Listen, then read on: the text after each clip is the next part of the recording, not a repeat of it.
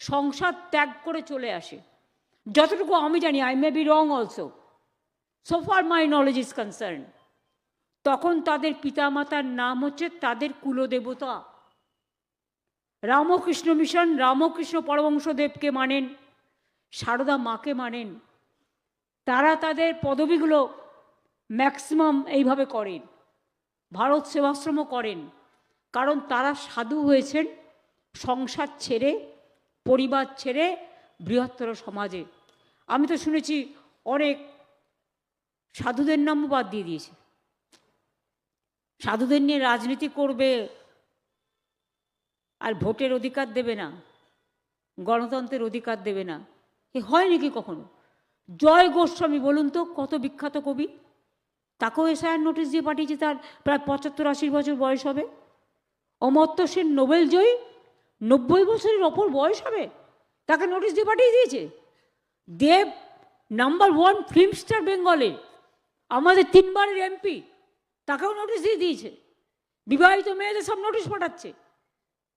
Anti women young জেনারেশনকে maximum deprive করছে, বলছে ফাইল করো অনলাইনে ফর্ম 6।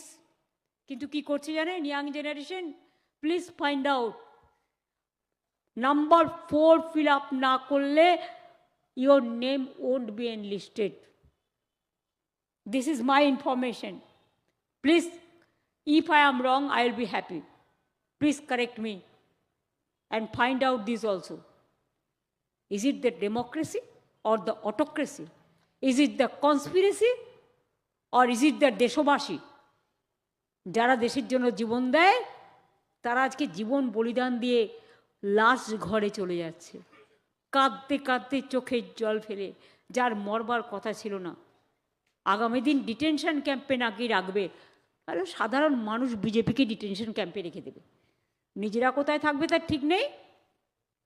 বাংলার মানুষকে ডিটেনশন ক্যাম্পে রাখার আর এনআরসি করার ভয় দেখাচ্ছে।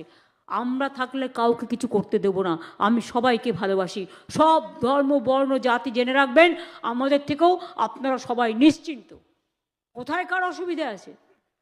কোন ধর্মের, কোন বর্ণের, কোন জাতির, কোন কাস্টের, সবাই আমাদের ভাই বোন, এটা আমরা শিখেছি। ভাইয়ের মায়ের এত স্নেহ কোথায় গেলে পাবে কেহ, ওমা তোমার চরণ দুটি বক্ষে আমার ধরি, এই দেশেতেই জন্ম মাগো এই দেশেতেই মরি। এগুলো কখনো দ্বিজেন্দ্রলাল, কখনো